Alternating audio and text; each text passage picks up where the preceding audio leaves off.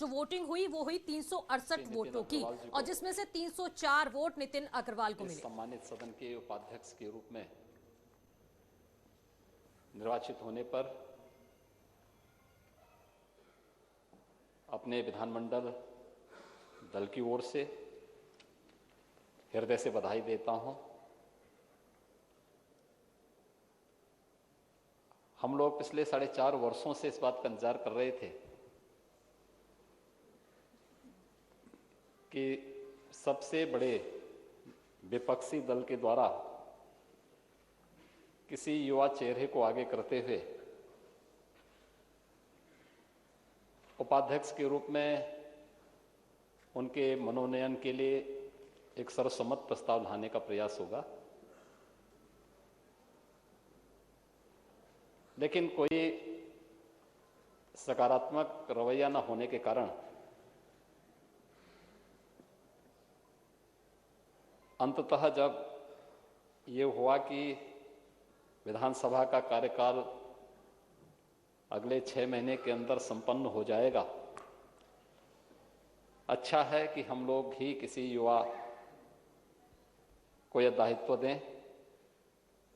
और मुझे प्रसन्नता है कि युवा के साथ साथ अनुभवी सदस्य को आज विधानसभा उपाध्यक्ष के रूप में यहाँ पर इस माननीय सदन ने चुना है। मैं सभी सदस्यों को हृदय से धन्यवाद देते हुए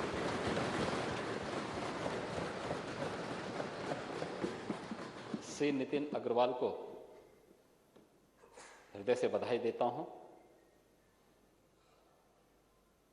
महोदय, संसदीय परंपरा है और मुझे लगता है कि इन सभी परंपराओं का पालन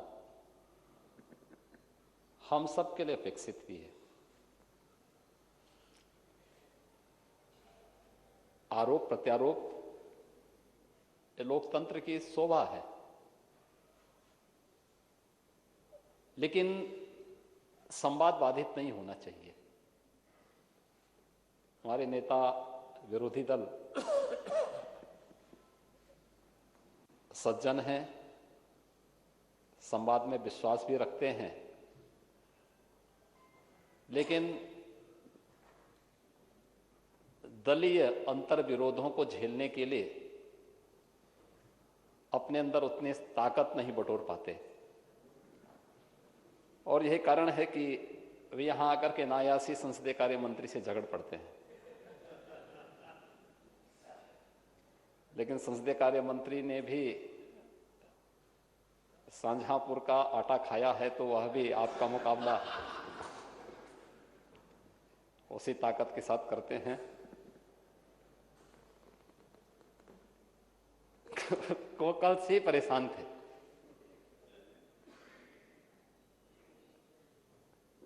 और परेशानी इस बात को उनको लग रही थी कि ये प्रस्ताव उनके द्वारा पहले दे दिया गया होता तो अच्छा होता। मैं भी पूरी कार्रवाई को देख रहा था कि उनके द्वारा, मैं जानता था वो इसके बाद कहेंगे कि चुनाव में गड़बड़ी हुई है। आदत है उन लोगों की, विधानसभा चुनाव या लोकसभा चुनाव में जब जनता अपना फैसला सुनाती तो फिर ईवीएम को दोषी ठहराते हैं। तो मैं मानता था कि आखिर हमारे नेता विरोधी दल कुछ तो कहेंगे, और उन्होंने वही कहा जो कहना चाहिए था। मुझे लगता है कि 2022 के विधानसभा चुनाव की तस्वीर भी सामने आ चुकी है।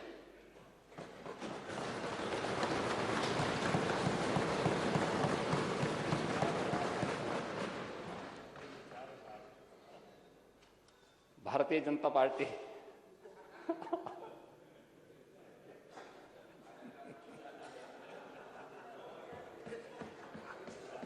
अब देखिए, इतनी बड़ी बात आपकी आज्ञा मान गए। उम्र में बड़े हैं और नहीं, सही मैं बता रहा हूं कि मुझे आपके स्वास्थ्य की चिंता होती है कभी कभी, और मैं इसीलिए पिछली बार आपसे कहा था कि आपको बलिया के काले गाजर का हलवा जरूर खाना चाहिए।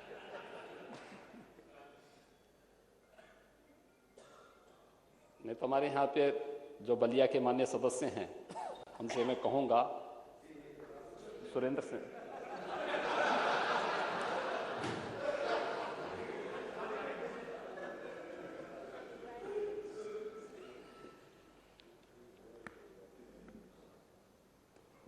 लेकिन बहुत शांतिपूर्ण तरीके से महोदय चुनाव यहां पे संपन्न हुआ है।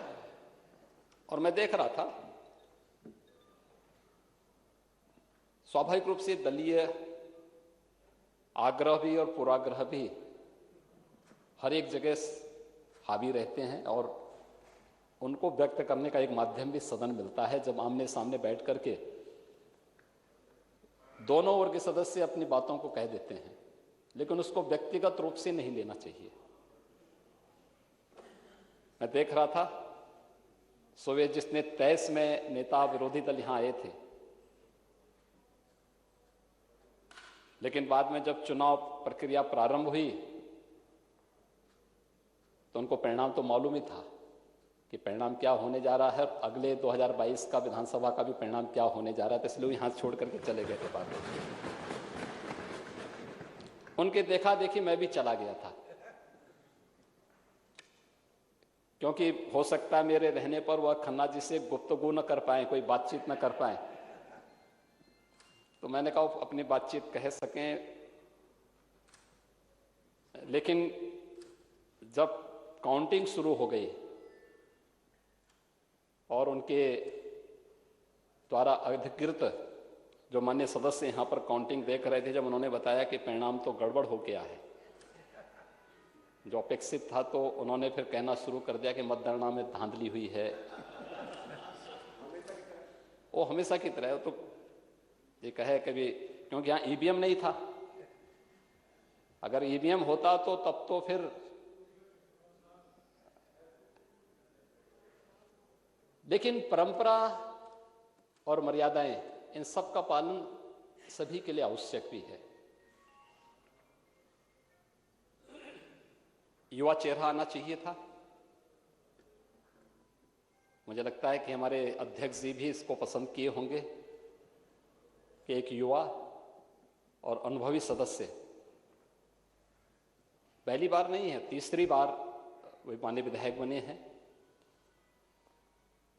और उनके अनुभव का लाभ सदन को प्राप्त होगा। माननीय अध्यक्ष जी के मार्गदर्शन और संरक्षण में पिछले 4.5 वर्षों के दौरान सदन ने अनेक कीर्तिमान स्थापित किए, और हम लोगों ने संवाद बनाने का हमेशा प्रयास किया। माननीय विरोधी दल इस बात को जानते होंगे कि कोरोना के कालखंड में भी हम लोगों ने दलीय नेताओं की बैठक की थी, तो समाजवादी पार्टी ने तब भी उस बैठक का बहिष्कार किया था। हम लोगों ने सस्टेनेबल डेवलपमेंट गोल्स पर भी, एसएससी के लक्ष्य को प्राप्त करने के लिए जो भारत सरकार ने, यूएन ने 2016 में और उसके उपरांत भारत सरकार ने पूरे देश के लिए उन लक्ष्यों को प्राप्त करने के लिए, जिसमें गरीबी के उन्मूलन का है, स्वास्थ्य और बेहतर शिक्षा के लिए है, रोजगार के लिए, और अन्य उन सभी विकास लक्ष्यों को प्राप्त करने के लिए जो टारगेट फिक्स किए गए हैं पूरे देश के लिए, इस सदन ने 36 घंटे तक उस पर चर्चा की थी। हम सब जानते हैं, राष्ट्रपिता महात्मा गांधी की 150वीं जयंती के उपलक्ष्य में एसएससी पर एक विशेष सत्र आहूत किया गया था। उसमें भी समाजवादी पार्टी ने सदन का बहिष्कार किया था, और पूरे उस विशेष सत्र का ही बहिष्कार किया था, क्योंकि वह गरीबी उन्मूलन से संबंधित था, नौजवानों को रोजगार से संबंधित था, बेहतर स्वास्थ्य के लिए था, गुणवत्तायुक्त शिक्षा के लिए था, किसानों की आय को दोगुना करने के लिए था। लेकिन समाजवादी पार्टी को इससे कोई लेना देना है नहीं, तो समाजवादी पार्टी ने इसका भी विरोध किया था। तो संवाद की परंपरा तो हम लोगों ने हमेशा डाली है, हमेशा बनाने का प्रयास किया है, लेकिन उस संवाद को बाधित करने का कार्य हमेशा समाजवादी पार्टी ने किया है। यह कहने में कोई गुरेज मुझे आज यहाँ पर नहीं हो रही है और मुझे एक बार फिर से यही कहना है कि हम अपनी संवाद की इस ताकत को हमेशा बनाए रखने का कार्य करेंगे। श्री नितिन अग्रवाल जी के निर्वाचित होने पर हम सब प्रसन्न हैं, प्रफुल्लित हैं और श्री नितिन अग्रवाल तकनीकी रूप से समाजवादी पार्टी के ही सदस्य हैं, तो सबसे बड़े दल के सदस्य को उपाध्यक्ष का पद मिलना चाहिए था। यह काम भी उस संसदीय परंपरा का निर्वहन करते हुए भारतीय जनता पार्टी विधानमंडल ने सदन के रूप में यहां पर यह भी किया है। युवा भी हैं, तो समाजवादी पार्टी के कई चेहरे सामने आ चुके हैं कि समाजवादी पार्टी युवा विरोधी है, समाजवादी पार्टी अपने ही सदस्यों को नहीं पचा पाती है। अंतर विरोध, क्योंकि अंतर यही है, कुछ लोगों के लिए परिवार ही पार्टी होती है और हमारे लिए प्रदेश ही परिवार है। ये जो अंतर है, ये अंतर ही आज यहां पर इस निर्वाचन के लिए बाध्य की है। हमें नहीं भूलना चाहिए कि इन सभी युवाओं को मौका मिलना चाहिए। हमने अभी मंत्री बनाए हैं 7, आपने देखा होगा सब युवा चेहरे हैं और वे सभी युवा चेहरे बनाए गए हैं जो समाज में अलग अलग तबके का प्रतिनिधित्व भी करते हैं, लेकिन साथ साथ युवा भी हैं। और उन सभी लोगों को प्रतिनिधित्व देने का कार्य भारतीय जनता पार्टी ने सदैव किया है और हमारी सरकार उन्हीं मूल्यों, उन्हीं आदर्शों के लिए समर्पित भाव के साथ कार्य कर रही है। आज के इस अवसर पर मुझे विश्वास है कि समाजवादी पार्टी अपने उस परिवारवादी मंसूबे से थोड़ा अब ऊपर उठ करके व्यापक परिप्रेक्ष्य में सोचने का कार्य करेगी, तो मुझे लगता है कि इस दल के हित में होगा। अन्यथा जो फैसला होने वाला है आज इस निर्वाचन से साबित हो चुका है। श्री नरेंद्र सिंह वर्मा जी के प्रति हमारी पूरी सहानुभूति है, हमारी संवेदना है। वे अच्छे सदस्य हैं,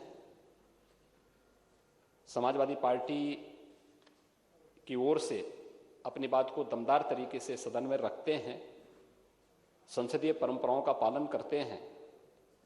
लेकिन अगर यह नाम 4 साल पहले, 3 साल पहले समाजवादी पार्टी सदन के सामने रखी होती, तो मुझे लगता है कि आज जो धोखा आप लोगों ने नरेंद्र सिंह वर्मा जी के साथ किया है, ये धोखा उनके साथ संभवतः नहीं होता। और मुझे कोई संकोच नहीं है ये कहने में कि आप लोगों ने धोखा किया है, और कम से कम मुझे आपसे तो उम्मीद नहीं थी। मैं मानता था कि नेता प्रतिपक्ष के रूप में आप बलिया की धरती से हैं, तो अपने क्रांतिकारी तेवर दिखा करके 3 साल पहले, 4 साल पहले अपने पार्टी के अंतर विरोधों को दूर करते हुए कोई अच्छा नाम सामने लाते। और हम लोग हमेशा इस बात को कहते कि भाई एक समन्वय होना चाहिए अच्छा, लेकिन आप लोग विफल रहे। आप अपने सदस्यों को भी नहीं पहचान पाए, आप अपने सदस्य को ही धोखा देना चाहते थे। परिणाम क्या होने जा रहे हैं ये जानते हुए भी जबरदस्ती चुनाव में आप धकेल करके उनके समय को भी खराब कर रहे थे, उनकी ऊर्जा को भी वेस्ट कर रहे थे। जितना भाषण उन्होंने सुबह यहां पर दिया था, इतना अपने विधानसभा क्षेत्र में देते तो हो सकता पब्लिक के दिमाग में कुछ चीजें सामने आती कि हाँ कुछ किया है विधायक जी ने। तो दोनों काम आपके द्वारा नहीं हो पा रहा था, धोखा देना था, धोखे देने की प्रवृत्ति है, इसलिए आज ये हुआ है। लेकिन हमारी पूरी संवेदना उनके साथ में है। वे समाजवादी मूल्यों के साथ अपना जीवन यापन करें। श्री नितिन अग्रवाल जिस परंपरा के साथ आगे बढ़ रहे हैं वे मजबूती के साथ आगे बढ़ें। भारतीय जनता पार्टी विधानमंडल पूरी तरह उनके साथ में है, उनका सहयोग करेगी। और महोदय, इस सदन की उच्च मर्यादा का पालन करते हुए उन परंपराओं को आगे बढ़ाने के लिए हम लोग सभी मिलकर के कार्य करेंगे। आपके मार्गदर्शन में, आपके संरक्षण में देश के सबसे बड़े विधानमंडल ने विगत 4.5 वर्षों के अंदर अनेक ऐतिहासिक निर्णय लिए हैं और प्रदेश की 25 करोड़ जनता के हितों के लिए कार्य किया है। हर एक फील्ड में कुछ नया, कुछ देखने को मिला है, चाहे वह गरीब कल्याण के लिए हो, युवाओं के कल्याण के लिए हो, महिलाओं के सशक्तिकरण के लिए हो, किसानों के उत्थान और उनके उन्नयन के लिए हो, प्रदेश के इंफ्रास्ट्रक्चर डेवलपमेंट के माध्यम से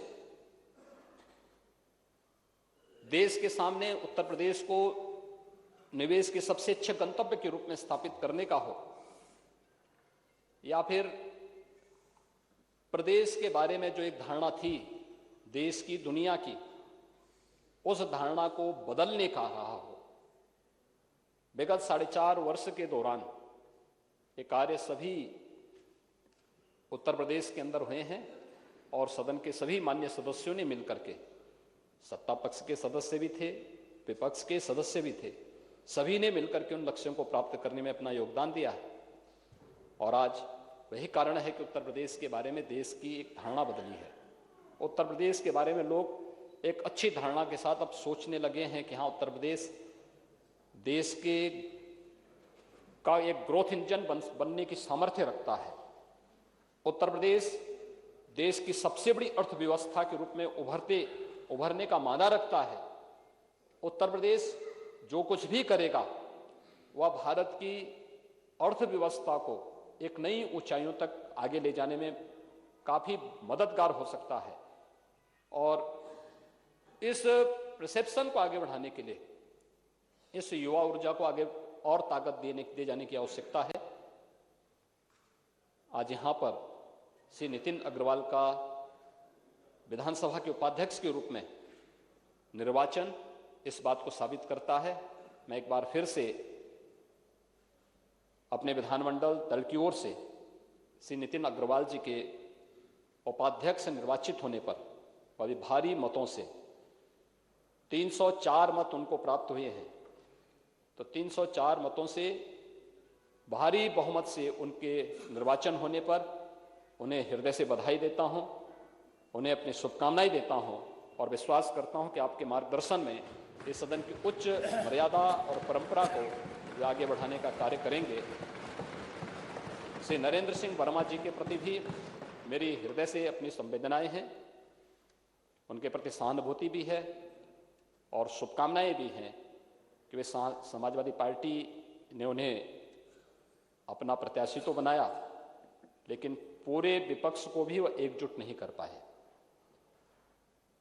अच्छा होता कि आपस में एक संवाद बना करके इस व्यवस्था को आगे बढ़ाते, लेकिन वक्त सबको समझा देता है। 2022 का चुनाव और अच्छे ढंग से इसको समझाने का कार्य करेगा। आज का परिणाम इस बात को साबित करता है। मेरे इस सदन के सभी सदस्यों को, जो पिछले कल से आप देख रहे होंगे बहुत तेज बारिश और आंधी है पूरे प्रदेश में और उत्तर भारत में, एक बड़े भूभाग में, उस सब के बावजूद यहाँ पर आए हैं। उन सभी मान्य सदस्यों को जिन्होंने, चाहे वह सत्ता पक्ष के हों या विपक्ष के हों, सभी ने इस निर्वाचन में शांतिपूर्ण ढंग से, सौहार्दपूर्ण तरीके से सदन की मर्यादा के अनुरूप यहाँ पर व्यवहार करते हुए निर्वाचन में प्रतिभाग किया है। उन सबको भी हृदय से धन्यवाद देता हूँ और दीपावली की मंगलमय शुभकामनाएं आप सबके प्रति व्यक्त करता हूँ। धन्यवाद। माननीय नेता प्रतिपक्ष तो सीएम योगी आदित्यनाथ को आप सुन रहे थे। उन्होंने नए डिप्टी स्पीकर चुने गए नितिन अग्रवाल को बधाई दी है और साथ ही साथ एक के बाद एक कई तंज कसे हैं समाजवादी पार्टी पर। उन्होंने कहा है कि आज के जो परिणाम हुए हैं वो 2022 के भी परिणाम होंगे। साथ ही साथ उन्होंने ये भी कहा कि समाजवादी पार्टी के उम्मीदवार नरेंद्र वर्मा को उनकी तरफ से सहानुभूति है, क्योंकि समाजवादी पार्टी पूरे विपक्ष को एक नहीं कर पाई। ये भी कहा कि पिछले 4.5 साल में सपा एक नाम तक नहीं दे पाई और नरेंद्र वर्मा को आज पार्टी ने धोखा दिया है। तो कई बड़ी बातें हैं जो सीएम योगी आदित्यनाथ ने यहां से कही हैं।